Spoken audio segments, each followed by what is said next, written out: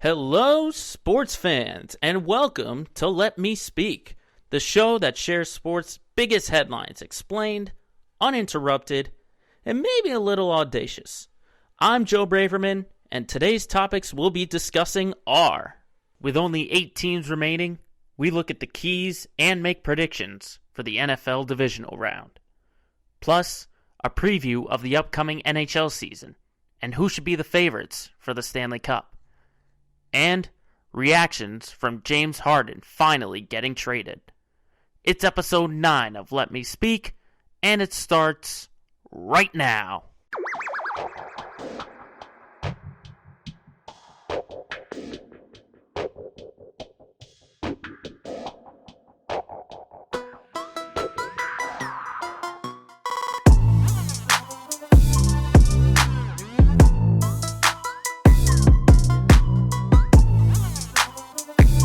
Welcome again to the latest edition of the Let Me Speak podcast here on Thursday, January 14th. This is episode number 9.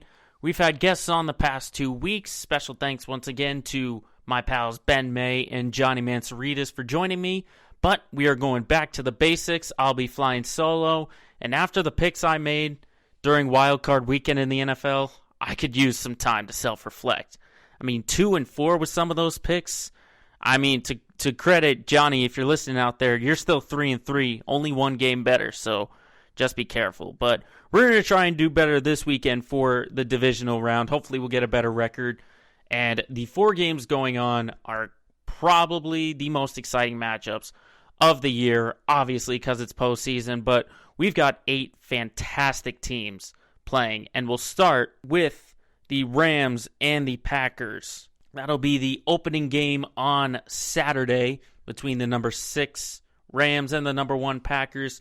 And going back quickly to the Rams-Seahawks game in the wild card, what a game that was for the Rams. So many ups and downs, but there was one constant, and that was that D-line. Aaron Donald getting Russell Wilson to force those mistakes. Russell Wilson only went 11 of 27 for 174 yards, 2 touchdowns, a pick, and he got sacked 5 times. That was a phenomenal mark by that Rams defense. And not only that, but the run attack for the Rams. This was a team really known for the air and Jared Goff, but Cam Akers coming in, getting 131 yards out of 164 yards in total. And keep in mind, the Seahawks were the number 5 rush defense from the regular season. So credit to the Rams. A little disappointed in the Seahawks. They probably could have done a much better job offensively. We know the defense was weak, and that was their weakness. But Russell Wilson, he probably could have done things so much better. But going back to the Rams, this game is going to be absolutely critical here for Jared Goff, because he did not start in that game. It was John Wolford. He gets concussed. Thank goodness he's okay. But Jared Goff comes in, and he's just a stationary quarterback. He got your team down the field. But how is he going to be this week when he is the starter? He's going to be starting, but how is that thumb? Okay? He said himself that he is not 100%. So we don't know what's going to happen with Jared Goff, if he's feeling a ton of pain, if he doesn't have any pain at all. But that is going to be the big thing. Can he make the throws with that injured thumb? And then obviously we go back to Aaron Donald, Michael Brockers. Everyone on that D-line has to get to Aaron Rodgers. Okay, they're the number 1 defense from the regular season for no reason.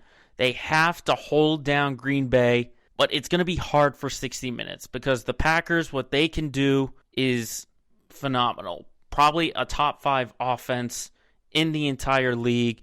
Aaron Rodgers, again, an MVP. He's in contention for that award. But I think the big difference is that they are playing in Green Bay. They're at Lambeau Field in January. It's always a tough task, especially for a team from Los Angeles. Especially a team from Los Angeles. So I think the Packers got the advantage in that area. I think the run, as I mentioned with the Rams, 164 yards against the Seahawks, it has to be stopped by this Packers defense. They're 7th in pass defense, but they're 13th in rush defense. If you put it together, they are the 9th overall defense from the regular season. So that is going to be the big thing. Another thing is, again, Aaron Rodgers. He's got to stay with that MVP level, but he's got to do what all of the great quarterbacks do, and that's get all receivers involved. Because who do you think's going to be covering Davante Adams? That's Jalen Ramsey, okay? One of the top defensive backs in the entire league. So you know that he's going to have those opportunities to shut Davante Adams down.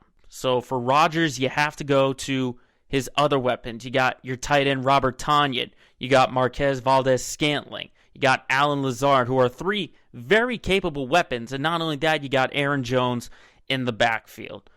I think overall, Green Bay is going to take this game. It could be a blowout. Obviously, the Rams have a history of being very inconsistent, so we can't really predict what this team is going to look like.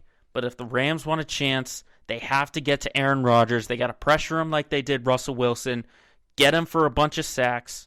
But for Green Bay, I just think Lambeau Field, January, Aaron Rodgers, it might be too much for the Rams. So I will pick the Packers in that first game. Now for the second game in the NFC, on that same day, we got the number 5 Bucks and the number 2 Saints. Right now the line is giving the Saints 3.5 and the over-under with 50. Now before we get into the game, back to the wild card that Tampa Bay beat Washington in. I'm going to give huge credit to Washington for hanging with the Bucks. Because, I mean, think of all the things that have happened to them this year. They had their new head coach, Ron Rivera, battling cancer. You've had 5 different quarterbacks at the helm. Alex Smith coming back from his injury. And Taylor Heinicke. I think what he did in that game against Tampa will get him a starting job. For a team that needs a quarterback, I think Taylor Heinicke has proved himself to be a starting quarterback. It could be for Washington next year if they want to re-sign him, or a bunch of other teams that are looking for at least that presence, like the Jets or the Jaguars, or maybe the Texans if they want to move Deshaun Watson and all that. All the teams that need a quarterback need to look to this guy, Taylor Heinicke, because he is the real deal. Now going on to the Bucks, I think there's still questions about this defense. From the regular season, they were number 6, but they allowed almost 400 yards to Washington. Now, they did limit them to 86 rush yards, which is good, because the Saints have a very aggressive run game. If they can shut down Alvin Kamara, Latavius Murray, all those running backs, they'll be good. The problem is that they are the number 1 rush defense, but they're the 21st ranked pass defense, okay? And we know that Drew Brees can pass the ball. We know that. I think there are still questions with that makes you doubt Tampa Bay just a little bit. And Tom Brady, obviously we know the story about him. He's got almost every postseason record for a quarterback that you could imagine. But he needs another great passing game. Because the third time should be the charm for Tampa Bay. All right, because Tom Brady threw for 381 yards versus Washington. In total, in the 2 games this year versus the Saints, 448. Okay, that's less than 100 yards of a difference. So is the third time the charm for the Bucs and Tom Brady? Obviously, people are saying that they're better than what they were the first 2 times they played them. But again, this is a Bucs team that hasn't really faced as many challengers. I get it. Washington was a big challenge, and they made the playoffs for a reason, but they were still 7-9. This is the Saints. This is the second overall team in the NFC. And really, for the Saints, this is going to be all about what they can do defensively if they can shut down Tom Brady like they have in the past. Because what they did against Chicago, and I know Chicago doesn't have a good offense, but they held them to 239 yards and 48 rushing yards. Okay? So what the defense has to do for New Orleans is force the turnovers. All right? They have to force the turnovers and win that battle. First 2 games between the Saints and the Bucs, 6 turnovers forced, and 5 of those were interceptions thrown by Tom Brady. Okay, so that D-line for the Saints has to disrupt Brady. They have to make him feel uncomfortable to get those errant throws. That's the big thing. And obviously, Drew Brees, he's got multiple targets. He can make multiple targets happen. Against Chicago, there were 10 different players with at least one reception. Okay, so I think Drew Brees, I think he'll have a great game. I think he's going to have a great game. He's going to outplay Tom Brady. And I think the difference also is going to be Alvin Kamara, if he can get him involved. Because Kamara has been phenomenal these past few weeks. Once they get in the red zone, there is very few that can stop number 41 for the Saints. I think overall, it's going to be close. I think it's going to come down to a touchdown. But I think overall, I think the Saints are going to take this. I know Brady has all the weapons with Evans, Brown, Gronk, Brate, Godwin, all of those weapons. But I just think the Saints have the Bucs number. I really do think that they have their number. And I think New Orleans, I think they'll come away with the victory in this game. But then we move on to Sunday, where we get to see the AFC matchups. And the first one will be the Ravens and the Bills. And boy, that is going to be exciting. That's going to be a very exciting game. You've got two powerful offenses. But I'm someone who still believes defense wins in this league, because you don't win championships for no reason. These offenses can perform great, but who makes those big stops is what wins the game. Now, Baltimore, what they did against Tennessee, everyone forgot how good their defense was. They're 7th overall from the regular season. Okay, they're 6th in pass defense, 8th in rush defense, and 2nd in points allowed per game. Now, what they did against Tennessee, phenomenal. Now, to be fair, Tennessee was a little one-dimensional in terms of giving Derrick Henry the ball. But that was pretty much it. They shut down Henry, then they shut down Ryan Tannehill. They only allowed 209 yards versus the Titans, and only 40 yards to Derrick Henry. You don't think that'll give them a little confidence right there? So that defense, they've got a much bigger task with Josh Allen and Stephon Diggs. But back to the offense for Baltimore. Lamar Jackson, he just needs some more run support. All right, he had a phenomenal game, that 48-yard rushing touchdown in the first half. Whew, not many guys can make that play. And Lamar Jackson, in the 236 rush yards that the Ravens got, Jackson accounted for 136 of them. So he needs strong running games from Gus Edwards, J.K. Dobbins, Mark Ingram, all of them. He needs more help. But I'm really going to look more at that defense, like I said earlier. I think Marlon Humphrey and Marcus Peters, they're going to have a challenge. And I got a feeling they're going to switch off with Stephon Diggs on who covers him. They'll probably throw a double team here and there. But Matthew Judon, Pernell McPhee, the linebackers, they're going to have to force Allen to make those mistakes. They're going to really have to keep him in the pocket and just get him uncomfortable. Because we've seen Allen, when he scrambles, he can make Houdini plays. That designed run that turned into a touchdown for Dawson Knox, one of the plays of the postseason so far. One of the best. And you have a feeling that Josh Allen is comfortable making those off-kilter plays rather than just stand in and be a quarterback. I think that's going to be the big thing, is that the DBs have to guard Stephon Diggs, and the D-line, the linebackers, have to get Josh Allen unsettled. But speaking of Josh Allen and the Bills, I think their defense still has some questions. And I don't think it's going to get any easier, because they allowed almost 500 yards to the Colts. Okay? But I think the big difference in that game was Stephon Diggs. He has become a game changer for this team. Because remember, he was first in the regular season in reception and reception yards. Okay? And he had a great game against the Colts. 6 catches, 128 yards, and a touchdown. But back to Josh Allen, he just needs to play out of his mind.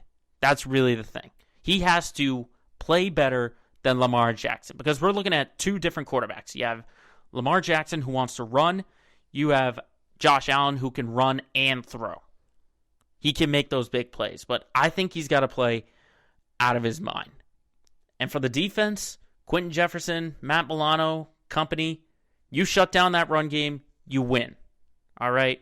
But I think this is going to be a shootout. It almost feels like the first team to 30 is going to win this game. And I think that first team is going to be Buffalo. I think the Bills are going to take this one. Because I just think Lamar Jackson, yeah, he's on a roll, but it's a one-dimensional kind of offense. He's still not throwing the ball for as many yards as you would want a team to be. And I think Buffalo, they made the big stops against Indianapolis, and I think they're going to do the same thing to Baltimore. I think it's going to be close, but I think Buffalo will take this game. And then the last game to round it out, the Browns and the Chiefs. And I said first one to 30 won the previous game. I say this one, first one to 40 wins this game. Now, before we get into this game, how about Cleveland? What they did against Pittsburgh. All right? What a first half that was. 28-0. They forced 3 Ben Roethlisberger interceptions. They didn't even have their head coach and their top defensive back. Okay, so imagine what this team can be with those pieces back. Because remember the reports. Stefanski's on track to return. Denzel Ward just came off the COVID list. This Browns team is retooled at the right time. And I think Baker Mayfield, he's really proved himself in this postseason. Remember, there were a lot of critics on him his first couple of years saying, oh, you picked him number 1, and he hasn't done anything for you. But this is why you picked him number 1. Because he's got a great set of weapons. Rashad Higgins, Jarvis Landry, Austin Hooper, you name it, they've got it. And he's got a tremendous defense as well. He's got defense that can back it up. Now, I think there's still questions for this team for playing a full 60 minutes. Because they let Pittsburgh in for a little bit. And then remember earlier on in the year versus Tennessee, they got a big lead. Tennessee almost came back and won it. So I think the question is, can the Browns play for a full 60 minutes? Now, obviously, it's going to be tough. But I think I've said week and week about the Chiefs whenever I talk about them. You can't trust this defense. You can't trust this defense when you get a hot offense like this. So it's really first team to 40, like I said. And I think a minus 9.5 favorite for the Chiefs, that seems a little ridiculous to me. That's a little ridiculous to me. Okay, but I think this Browns team is much better than what people think. Much better. Okay, Myles Garrett, Sheldon Richardson, if they can contain this offense, if they can shut down Patrick Mahomes for just the right amount of time, then it's ball game. Then Cleveland can win it. But with Kansas City, they just have to go with what brought them to the dance. I mean, they've only lost, I'll discount the last game of this regular season in Week 17 when they rested Patrick Mahomes. They've only lost one game in over a year. Over a year. Okay, Kansas City should be the favorites, and why wouldn't they be? They've got freaking Houdini with Patrick Mahomes. They've got a multitude of weapons with Travis Kelce, Tyreek Hill, Sammy Watkins, Clyde Edwards-Helaire. This team has established themselves. If they establish themselves, they will win this game, by far. And I think Patrick Mahomes, he just has to play mistake-free. He just can't make errors. No bad throws, no costly turnovers, no trying to make anything too crazy. We know what the offense can do. We don't know about the defense. We don't know about Chris Jones, Frank Clark, Tyrann Mathieu, okay, because they're the 16th overall defense. And I've said it week and week and week that when you have great offenses like this, which I think the Browns are a great offense, that defense has to shut them down enough so that the offense doesn't have to feel pressured. That's the big thing. That is the big thing. And I think I will pick the Chiefs in this one, and I think they'll get it by double digits, but it's going to take a heroic effort. And let's just, needless to say, I will not be surprised if Cleveland wins this game, but I think the remaining teams in the AFC are the toughest test for the Chiefs right now because there are three dynamic offenses that can give Kansas City's D a very hard time. So I will not be surprised if the Browns win this game, but I will pick the Chiefs, and I think the Chiefs will win this game. And then I think the Browns for next year, they're definitely going to be the favorites. They're going to be the favorites for a long time. All right? And Baker Mayfield, he just needs experience. That's all. Okay? We're not going to treat him like he's Superman because this is only his third year. It's only his third year in the league. So let's not go crazy with the Super Bowl predictions. But overall, Kansas City, that's going to be my pick for this game. And the divisional round, hey, if it was just like the wild card weekend, this weekend should be extremely entertaining for the NFL.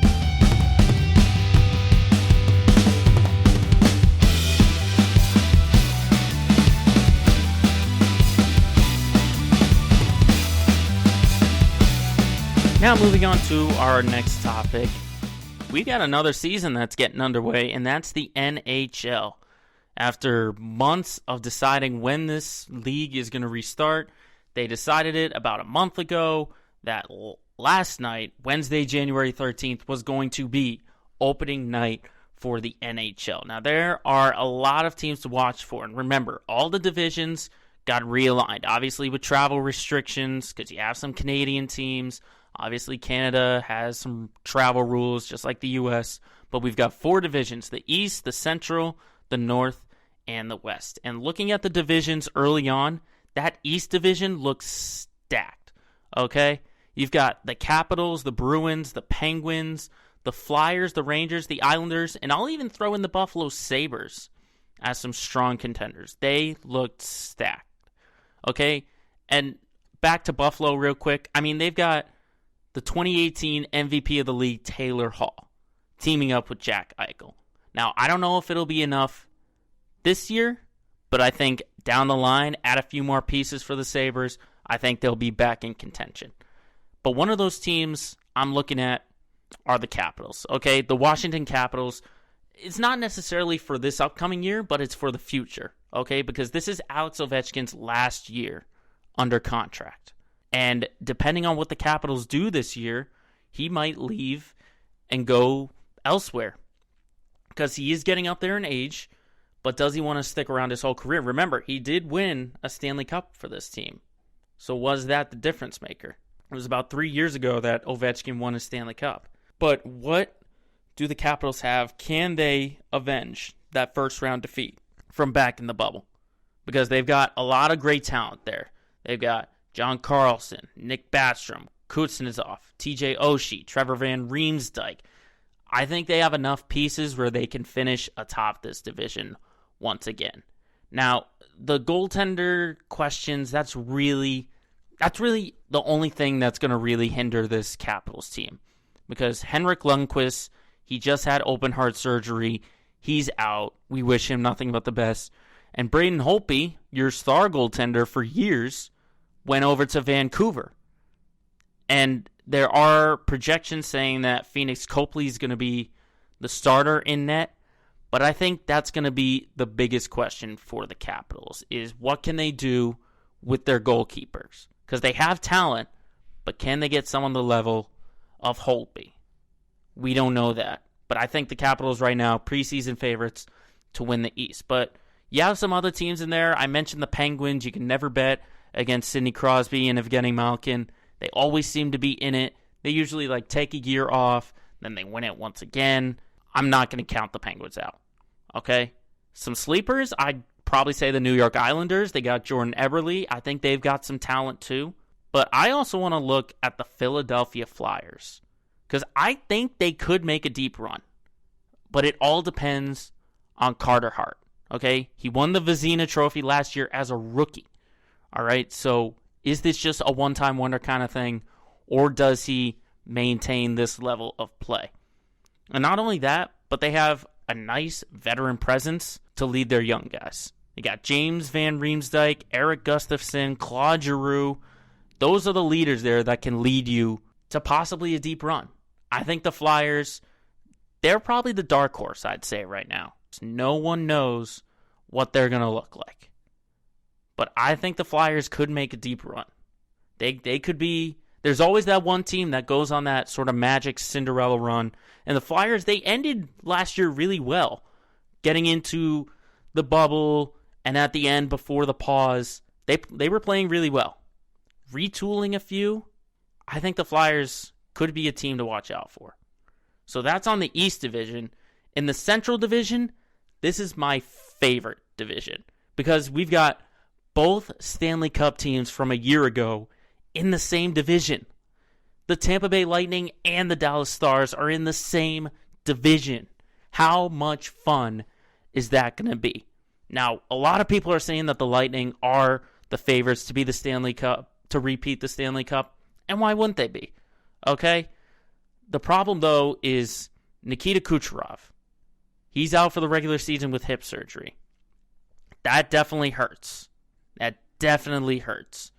But I think there's still plenty of talent around them. Vasilevsky in net. Got Braden Point, Ryan McDonough, Pat Maroon, obviously Steven Stamkos, Coleman, Palat. I think they've got most of their talent back. And I do think the Lightning should still be the favorites to repeat. I really think so. Can they just maintain their top tier status to get into the postseason? Because we never know. Kucherov might be able to come back on that one. But they just attacked. They got some tremendous shooting. They were able to put the puck in the net so effectively during their time in the bubble. And they've been the favorites for so many years that you had to think, okay, they got to get it done eventually, which they did. But the same question could be said about the Dallas Stars, but they haven't won yet. All right? It just feels like the Stars they've gotten so close year after year after year, and they have so much talent. They had a tremendous year in net from Anton Khudobin. They've got Tyler Seguin, Jamie Benn. They've got so much talent on this team, but yet they're falling short of everyone's expectations. This year could be the year. Because you have to think there has to be motivation on that team. There has to be. So I'm watching the Dallas Stars this weekend to see if they possibly have a Stanley Cup hangover. Now moving on into the West Division, I looked at the teams that are in there, and I'd only give probably 3 teams a legitimate chance to make a deep run. First one, I'd say, Colorado Avalanche. I say they made the best improvements in the offseason. They got Brandon Saad and they got Devin Tays to pair up with Nathan MacKinnon. All right, that's a deadly combo right there. And then you have Philip Grubauer. He's healthy because remember in the bubble there were a lot of back and forth and he struggled in the bubble. But a full season for the Avalanche, and I think they could find themselves as contenders once again. Second team in that division, the Golden Knights. The Vegas Golden Knights right now are the greatest expansion team in all of sports. All of sports. Because remember, year 1, Stanley Cup. Year 2, postseason. All right, this is one of the best expansion teams, and I will say the best expansion team. And not only that, but they got a tremendous signing in Alex Pietrangelo. All right, 7 years, $62 million to get him in here. Great move. And not only that, but you're returning your 4 players who scored more than 20 goals this year. Max Pacioretty, Riley Smith, Jonathan Marchessault, and Mark Stone. All right, you return all those 4. You got Pietrangelo. You've got great reinforcements like Shea Theodore on defense and Ryan Reeves on the right wing. This is a Stanley Cup roster. And right now, I would say in that division, they're the favorites. But then the third team in that division, I would say the St. Louis Blues. Okay, remember, they won the Stanley Cup a short time ago, about a year and a half ago, when they beat the Bruins. Okay, and most of that roster from that team is still intact. You've got Jordan Binnington in net. You got Jay Bouwmeester, Tarasenko, O'Reilly, Barbashev, you name it, they've got it. And not only that, but the additions of Mike Hoffman and Torrey Krug, I think that helps a ton for the St. Louis Blues. And I would not be surprised if they make the Stanley Cup once again. Because remember, in that Stanley Cup year, they changed coaches mid-year. They were down a little bit in the series to Boston. They came back. They won it. I would not be surprised if they make the Stanley Cup yet again. And then, of course, you have the North Division, or as I'm going to refer to it, the Canadian Division, because there are all the teams from Canada in that division. And really, to me, there's only 2 contenders in that one. First one's obvious, the Toronto Maple Leafs. Okay? They might feel a little too young, but hey, you got Austin Matthews, one of the top 10 scorers in this entire league. All right? And you have Nylander, Vesey, Brody, Spezza. How about Joe Thornton maybe making a difference? You never know. I think they'll help, but I think Toronto right now is the favorite to win that division. And then the second team, the Edmonton Oilers. And they've only got one problem, is that who's their goaltender going to be? That's the big thing. Because you have Mike Smith, who's 38, and you have Mikko Koskinen. He struggled in that bubble up in Toronto and in the qualifier versus Chicago. But I think they have enough talent surrounding Connor McDavid. All right, remember, he was the young gun with the bright future. You've got Connor McDavid, but you've got Ryan Nugent-Hopkins, James Neal, Patrick Russell, Tyson Barrie. They've got a lot of talent up there in Edmonton.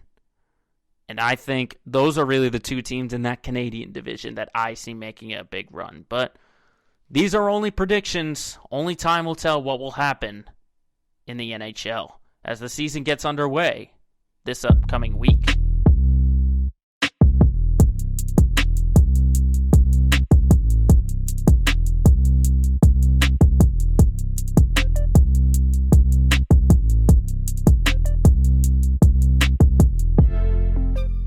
Now, our third topic is going to be a topic that I just want to go off on because I've been saying for weeks and weeks and weeks, and if you've listened to the previous episodes of this podcast, I have been so down on James Harden.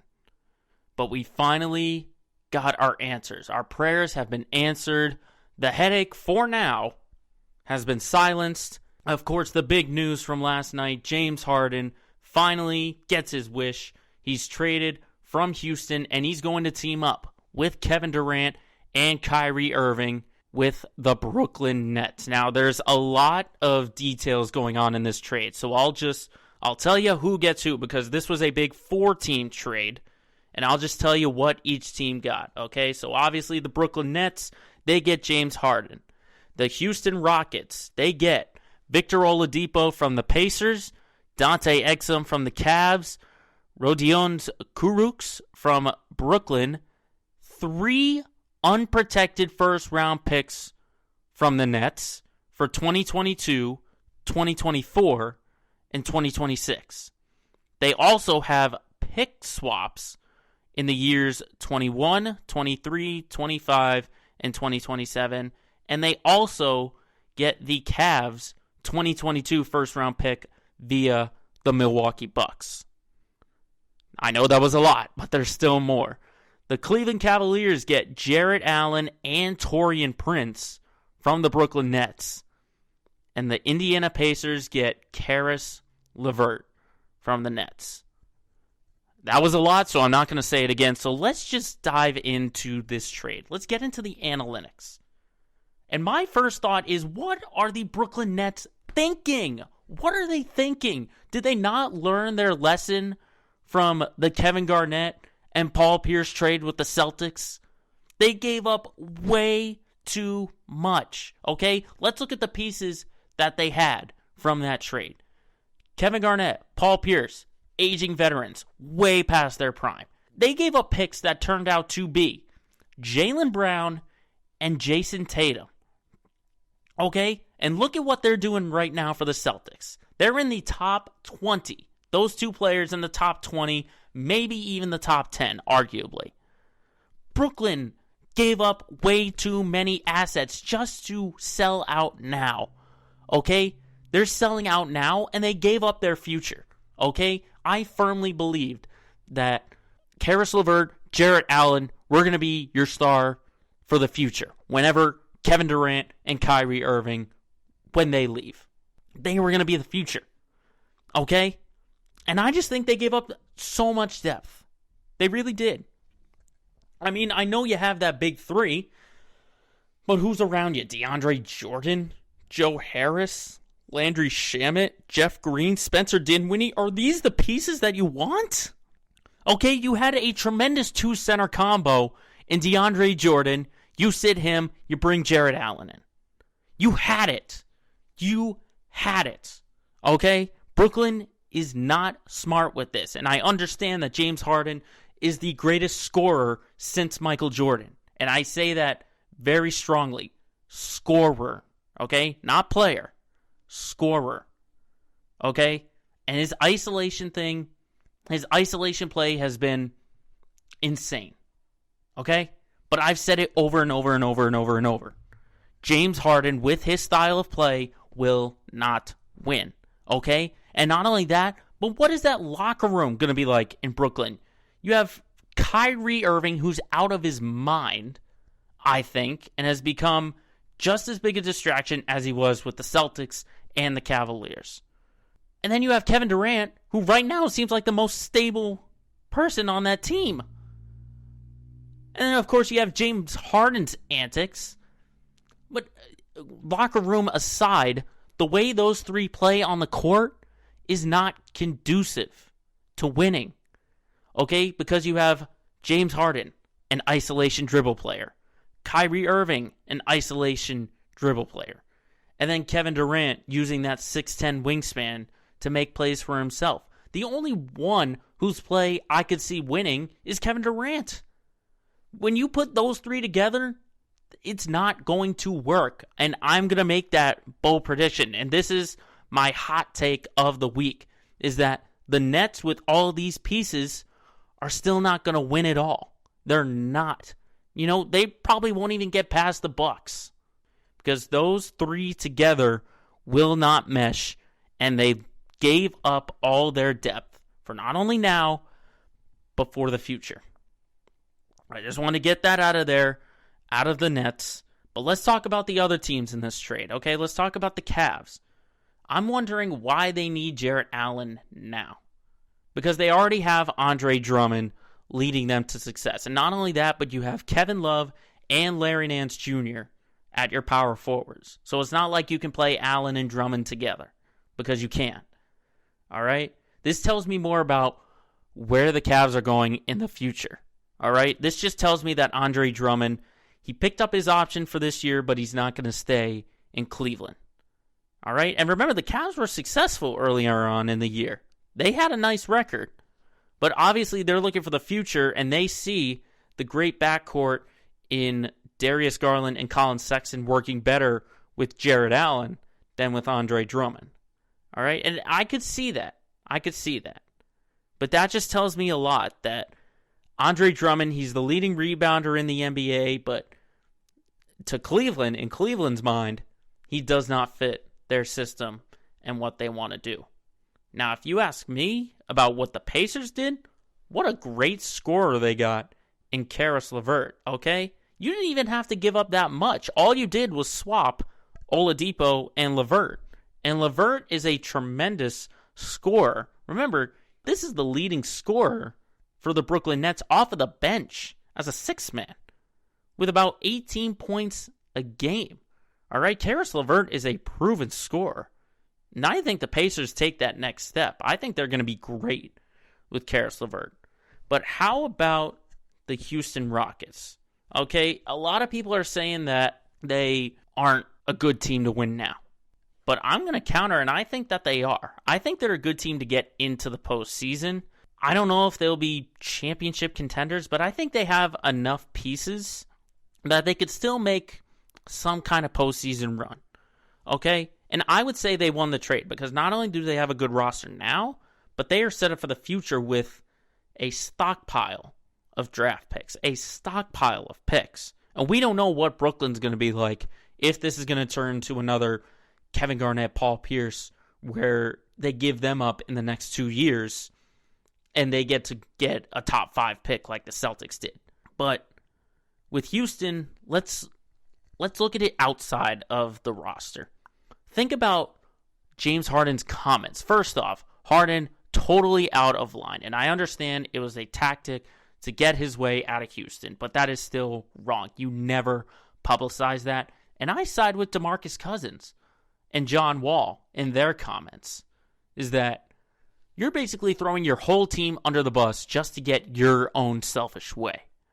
All right, so I am anti-James Harden with that. I am siding with the Rockets on this one. You take out that toxic presence in the locker room, and it's almost like you can hear all 15 guys just go, a sigh of relief that he's gone, and now you have the two Kentucky products, the former teammates in John Wall and DeMarcus Cousins, and all of those weapons, PJ Tucker, Eric Gordon, Christian Wood.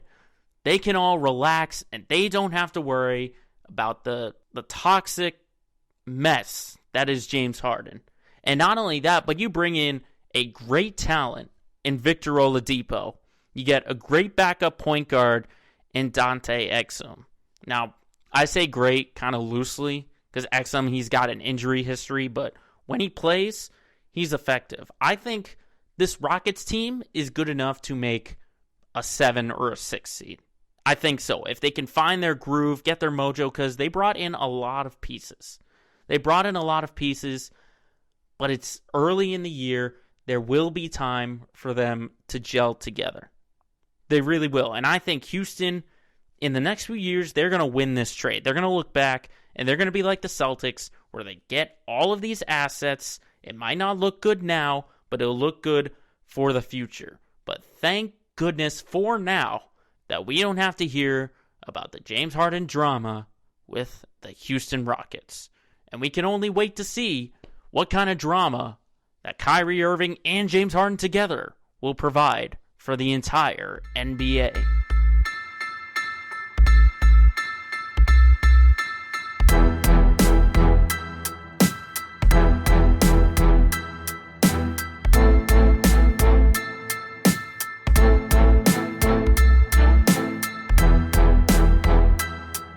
So now it is time to get local. It's time for our Let's Get Local segment of the week. And for this upcoming week, we'll preview the season for the Boston Bruins as they open their season tonight against the New Jersey Devils.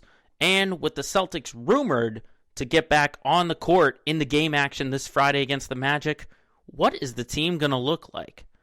So let's get right into it and talk about the Boston Bruins. Now, they are one of the teams in that stacked Eastern Division that I think are going to be contenders, but I think they'll have a great regular season, but just the questions will come to the postseason. What are they going to do in the Stanley Cup? That's going to be the big thing. I think Stanley Cup aspirations remain in the air for this team. And not only that, but you have to wonder, what have practices and the environment been like since your star goaltender, Tuukka Rask, essentially quit in the bubble in Toronto because he felt homesick. That's the big thing. Because everyone else stayed. You haven't heard of a bunch of NHL players, when they got in, want to opt out. Tuukka Rask was the only player. So you have to wonder if he's really devoted. Because remember, we're still in this pandemic, if you've looked outside your window. We're still in this, but is Tuukka Rask still devoted? If he still wants to play. I understand this isn't going to be like the bubble and all that, but where's his dedication? Where is he going to be? All right? Because this team did not play well in Toronto. They did not. The very first game, they were lucky to even get out of that first round because they just did not gel. That team did not look good. Because remember, David Pastrnak, he basically disappeared the entire postseason. And then Charlie McAvoy, he had all his drama, but he wasn't himself. Now with all the teams back in their respective cities on their home ice, what is a full season with this group going to look like? Now, Patrice Bergeron being named the captain for the leaving Zdeno Chara, great choice. I think everyone expected it, but Bergeron, he's had just a tremendous career with this team. And there was no question he was going to be the next captain. And then, of course, you have David Krejci, Brad Marchand as the assistants. I think they are going to be some great voices in the locker room. But also remember the in-season acquisitions that this team got at the deadline. Andre Kase and Nick Ritchie. They get a full season with this roster, with this team. They'll probably get an expanded role, Not only that, but you've got expanded roles for the defensemen like Matt Grzelcyk and Brandon Carlo. A lot of defenders with the absence of Zdeno Chara, which we wish him nothing but the best for his time with the Capitals. Tremendous run in Boston. Was the essential piece, I would say, in that Stanley Cup run in 2011. But he was going to be on the fourth line, essentially. So everyone on the defense was going to get that expanded role. And Grzelcyk and Carlo, they're those two guys who I think are going to take the bulk load in that first and second line. And then obviously it comes down to the fourth line as well. Don't forget that.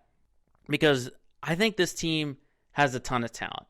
They have a ton of talent with McAvoy, DeBrusk, Pasternak once he comes back healthy. I think they've got a ton of talent. But the question is going to be when they get to the postseason, can they make it work? Can they get that third and fourth line to maintain pace with their first and second line? That's going to be the big question. And I think we're not going to get our answers right away in these first couple of months or so, because we know that this team is going to rack up points, they're going to rack up some games, they're going to get some victories, but it's going to come down to what they do in the postseason. It's really going to come down to that. What will this team look like when it's time to fight for the Stanley Cup? We don't know, but we'll probably find out the closer we get to that time. And speaking of teams who have championship aspirations, the Boston Celtics, all right? The big question for them is when are they going to play again? Because they've been off for nearly a week. And I said during the tease that Danny Ainge, the general manager, he's expecting this team to get back onto the court to play the Orlando Magic in the Garden this upcoming Friday. Now, I don't know about that. There are a lot of questions, and there are a lot of questions surrounding the entire COVID surge in the NBA. But you have to believe that this can thrive and survive, okay? Because all of the previous leagues have done it. The MLB, the NFL, even the MLS. They had their own formats, and they made it work. Now, obviously, it's different because you're in an arena. It's a closer space, a lot more interaction. But I think the NBA is the best run league with the best commissioner in the NBA, in Adam Silver. And he knows exactly how to address it. He even said, we knew that this was going to happen. There were going to be some positive cases coming about in the NBA. And that's why he split it from a first half schedule and a second half schedule. Because all these postponements will be made up in the second half, when hopefully there's more stability, more people get vaccinated, etc., etc. Okay? But going back to the Celtics situation, they were playing great. And obviously, why wouldn't they be? They're the top team in that Eastern Conference. They were the top team up there with the 76ers. And I think the key has been Jason Tatum and Jaylen Brown have finally cemented that role. I think they've got that confidence of, it's our team, it's time for us to be the superstars. And they are just grabbing the bull by the horns, and they are running with it. Absolutely running with it. I mean, what a stretch for Jaylen Brown. I think we knew Tatum was going to have some great games and some great performances, but I don't think anyone expected Jaylen Brown to put up 40 points, 30 points, all of that. I don't think anyone expected him to take an even bigger leap. And I think the roster, the way that it's set, is much better than it was a year ago. And I think I mentioned the skeptics about Peyton Pritchard, but he just hasn't let up. I think he's got a great way of finding his shot. And the only question that I'm going to have for him is, can he maintain it when it's time to make a postseason run? Kind of similar to the Bruins. They have this talent, but when it comes to postseason play, can they come up in the clutch? Now, a lot of questions will be about this rotation once they do get to play and they're able to get these games going. One of the questions I have is, what is that second bench spot going to look like for the big men? Okay, because we know that Tristan Thompson and Daniel Tice are going to get that playing time. what is it going to look like now? Because I think seeing what Tacko Fall did against the Wizards, having a plus 13 rating against that team, I understand it was the Wizards, but I think he's earned some minutes. I said it on Twitter. I think Tacko's earned himself some minutes. And I think now is a better time than ever to get him in the game with some legitimate players, rather than garbage time, and to see what he does. I really do. Because Robert Williams has played well also. But what's he going to be like? You know what he can do. You know what he can do. So if you give Tacko Fall these minutes, this will give you a gauge on who's going to be that big man. Because I know Tacko has said he wants to stay with Boston and all that. But if he's going to continue to be this 14th, 15th man who only plays in garbage time, you know he's going to want to go elsewhere. But if everyone is as hyped on him as we hear from Coach Brad Stevens, from everyone in the locker room, if he's as valuable in and out, I say you have to give him minutes. And if he can play well, he could become that key rotation piece. Because what have you been missing? Defense and size down low. If you have that with Tristan Thompson in the starting lineup, then you get that with, even a two combination. If you can get Robert Williams and Tacko Fall in that rotation. If you can get them both in there, that's a deadly combo for the Celtics. Now, the second question I have with this rotation is, what is it going to look like with Kemba's return? Because Kemba Walker, he's getting close and close. They were talking about possibly getting him in on a minutes restriction tomorrow night against the Magic. Now, if it's not, then it'll probably be in the next few days. And obviously, he's going to be on a minutes restriction, but you have to take some minutes away from some guys. And two guys, I hate to say it, but Javonte Green and Semi Ojeleye might be the two odd men out. I know they've been playing great, but I really had questions as to why they were even getting minutes. I think for Javonte, it was more of his explosive offense, and for Ojeleye, it was more of his lockdown defense. But I've got a feeling those are the two guys you kind of have to take minutes away, because you have Pritchard on this role.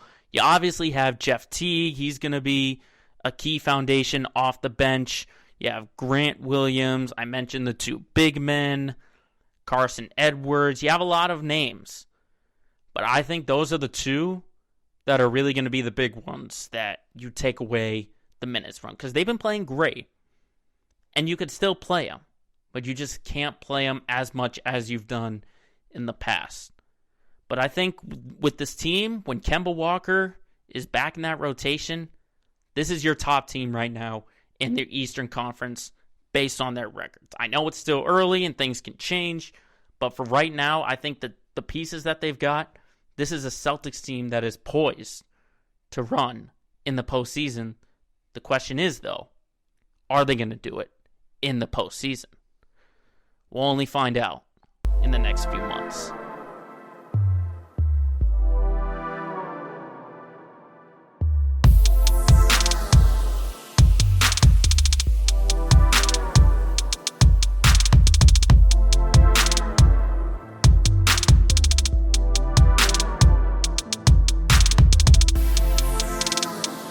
Now on to what is this week will be the LOL moment of the week. The moment that just made us laugh and sometimes even scratch our heads. Hence the LOL head scratcher moment of the week. And this one might shock some people, because a lot of people would say, oh, James Harden, his comments, or Kyrie Irving, and disappearing for his sister's birthday party unmasked. Those are some nominees. But there was one that happened just recently that I've got my eyes on.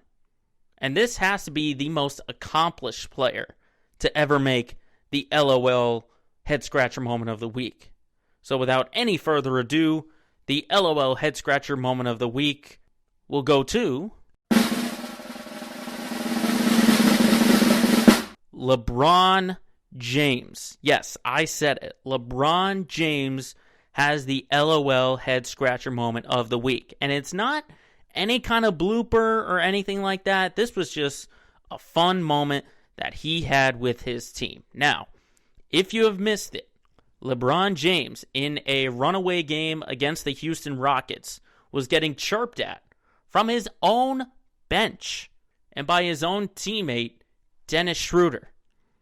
And the thing that Schroeder said was, I bet you won't shoot this three and look away. So what did LeBron James do in a runaway against the Houston Rockets? He's in the corner. He pump fakes. He fires. He turns. He's looking dead in the eye of Dennis Schroeder. And what happens? It goes in the net. Now, a lot of people were wondering, what was LeBron doing? Why did he do that? Well, it came out in the press conference that Dennis Schroeder had bet LeBron $100. That's right, $100 that he would not do it. And guess what? Dennis Schroeder, you just got $100 less in your salary.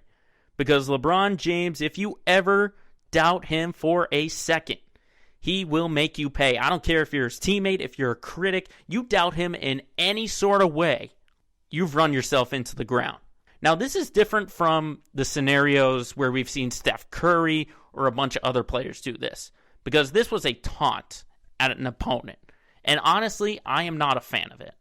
I'm not a fan of the look away taunt at another bench, because I don't like it. I think that's a little bit disrespectful. Kind of similar to the Ravens stomping on the Titans logo. I think that was disrespectful because compared to that, the Titans only came together. They did not dance or stomp on it. They just broke down their team on the logo. They did nothing like stomp on it. But this taunt is different because it was to his own bench, it was to his own teammate, and they were just having fun.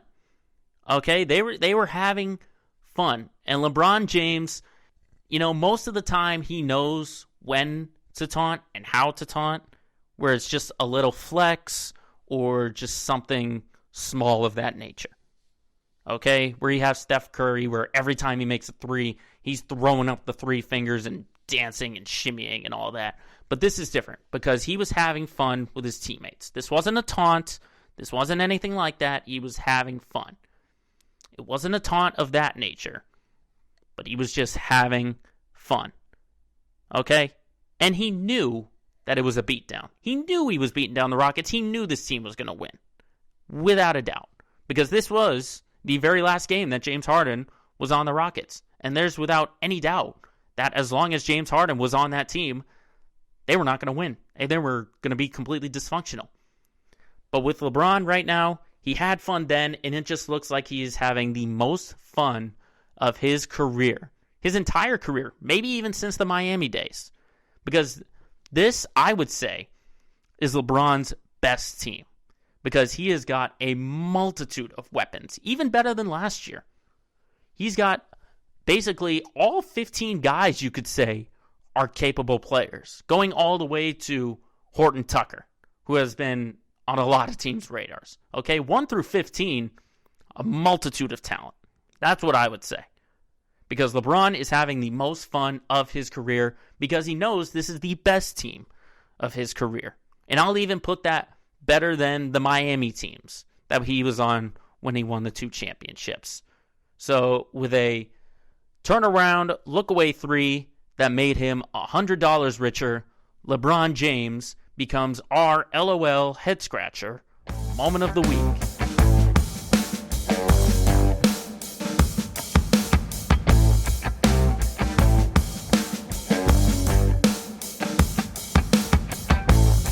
So that will wrap up another edition of Let Me Speak. Thank you very much for watching and for listening. And remember, if you've got something you got to get off your chest, just let the whole world know. Shut up and let me speak.